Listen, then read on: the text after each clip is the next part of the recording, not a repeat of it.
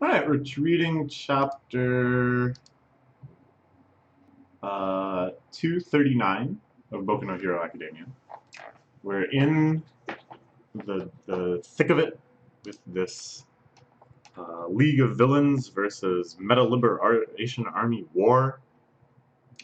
The propagandists riding around on their political loudspeaker van, which is like a ubiquitous thing in Japanese politics.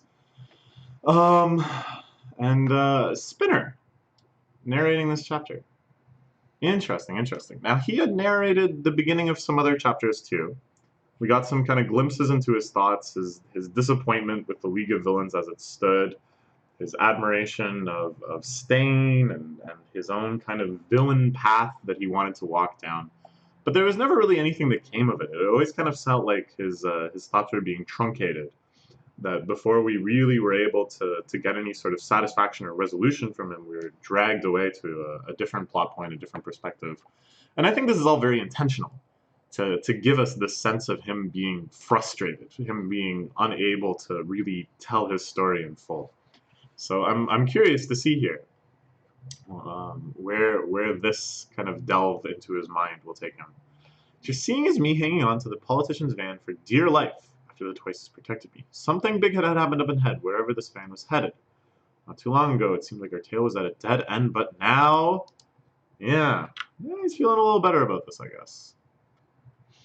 Moving Giran.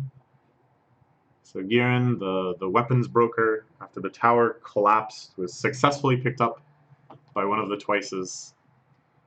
He's in rough shape, for sure, but alive. Down here is our tech guy with his animated objects, calling out their leader, Redestro. Up here, the Iceman. All of the major villains, cadres, or villains, excuse me, that's an ambiguous phrase. The Meta Liberation Army's cadres reacting to the latest development in the battle between Redestro and Shigaraki Tomura, who looks really creepy in this middle panel, but that goes even without saying. About this mindset, people's lives, their progress, their efforts, I hold it all in the palm of my hand. Will you close your hand and destroy it all, roll it around in your palm according to your whims? That's up to you. That melding of hatred and delight is true freedom. So Redestro is in this insane kind of Iron Maiden armor that's constantly stimulating him through pain and causing his stress meta ability to level up further and further, but it can't match the pace of the overwhelming decay in the palm of Tomura's hand. Based on this fight, he must have a limited range. Okay, so Redestro's got to change up the plan here. If I get out of that range, ooh, he's got rockets! Of course, a robot suit's got to have rockets. And of course, they got to fly around in awesome twisty patterns like, what's his face's circus. Sorry, the name is just lost to me, but it's whoever's circus. It's the animation technique where all the rockets kind of have cool, unique trajectories. Anyways, it is for naught, even though he retreats and lets out this barrage of rockets. I feel like the battle is lost. This is all desperation. As Tomura unleashes... Oh, I thought this was a two-page spread. All will be destroyed. You can see the sinkhole just like spreading through the city, right? And this is cool because like I feel like the artist here is putting in additional effort, not just to have like the localized part of the attack and the decay collapsing and stuff, but to think realistically about the structural integrity of everything around him, the sort of like chain reactions and major faults and stuff that would happen as the result of a major attack like this, right? Like, I don't know. I just kind of think that stuff is cool. So you see it here, you know, there's the major sinkhole where he's actually able to use his quirk's powers, and then the big fissures running down all the streets caused by that sudden sinkhole making cracks in the concrete and stuff, which is, I think, basically what would happen. Whoa, these are some cool shots. Look at that. this art is just so impressive. The detail and it looks like something out of a different manga. It looks like something out of like Akira, you know? And Tomura just laughing and laughing. A big happy smile. Oh, as he is surrounded by a waterfall of dust and debris. Oh man, these are such cool shots. This arc is so crazy. Like I don't know. I went into it thinking it would be like I kind of had this like reverse shonen protagonist type feeling to it that we've talked about a lot. But it's transcended that. Like it's transcended kind of the patterns that I thought it was setting up into this just unprecedented place of despair and destruction, you know? Like it's almost like Tomura himself is tearing down my what I perceive to be the limits of this arc. Jeez. The limits of this manga even. Oh my gosh, look at this. The billowing clouds of dust. A huge, huge sinkhole. The whole city completely ruined. And even Gigantomachia pausing at the end, the outer rim of this destruction.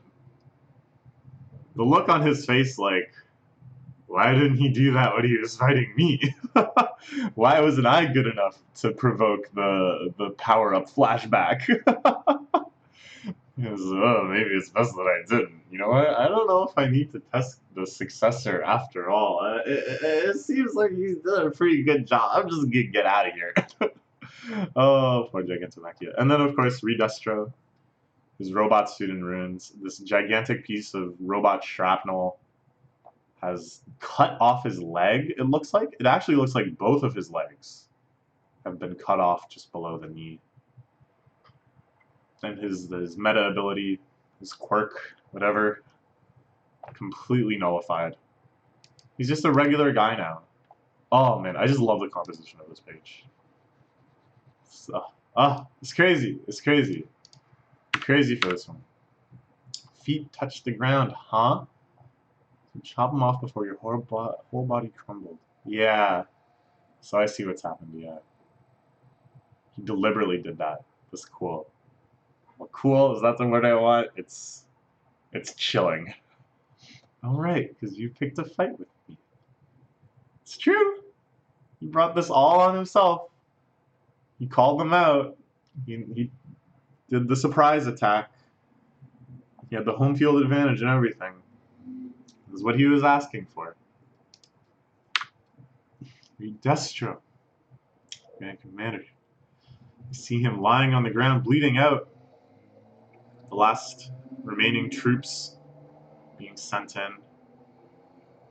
Sight it's being drowned out. Impossible. Okay, so yeah, this guy's power was that he was able to get crowds really riled up, right? And they would be stronger than normal. Pretty kind of traditional shonen power. I can think of a lot of series where somebody can do something like that. But I also can think of a lot of series where this happens. It just stops working. Why does it stop working? Is it just the terror of Shigaraki Tomura? Is it that his decay power has transcended mere physical objects and now is decaying quirks? I don't know. Stop trumpet. Any more would bring about more meaningless death. Does the salute, which to me just kind of looks like you're saying loser, but you know, I'm not a army guy. These fine people were just following Destro's will. It's their willingness to die for the cause that brought us this far. So he's just admitting defeat here, I think. I think he's just like, alright, I understand when I've lost. I'm not throwing away anymore. Free use of meta abilities, not suppression but liberation. Oh great Destro, the ideal citizen of your post-liberation world was one who would embody freedom itself. Facing down the weight of history in our faded bloodline, with the abyss looming before him, this young man laughed it all off. Yes, I've seen it today.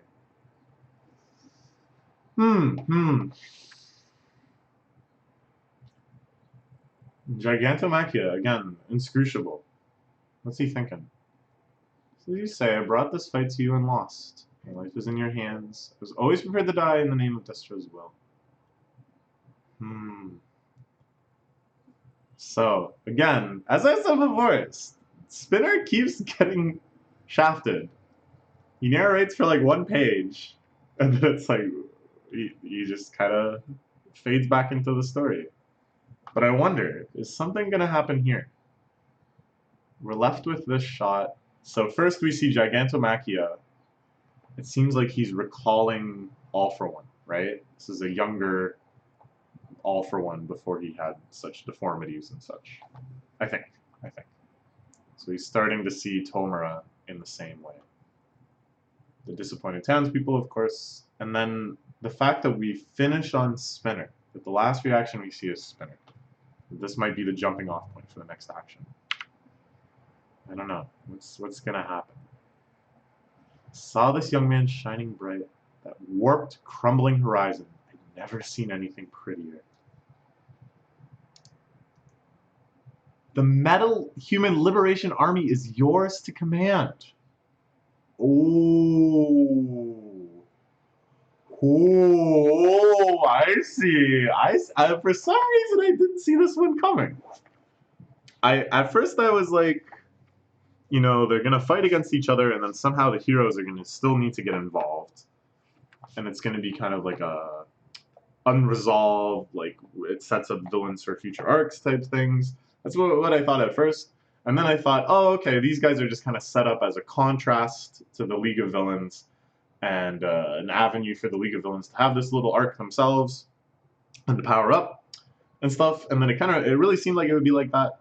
But I thought then the outcome would be the Metal Liberation Army would just be crushed. It would be irrelevant for the story going forward. But no, of course not. Of course not. There's layers to this manga. They know the good rule of shonen, which is to keep cards in your hand, to keep characters such that they can come back, to keep it so that you keep opening things up from arc to arc.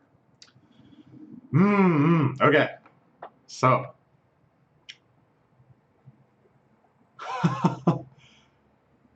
You're a CEO, right? You got money to burn. I love Tomura, the really cutesy little light bulb popping up over his head.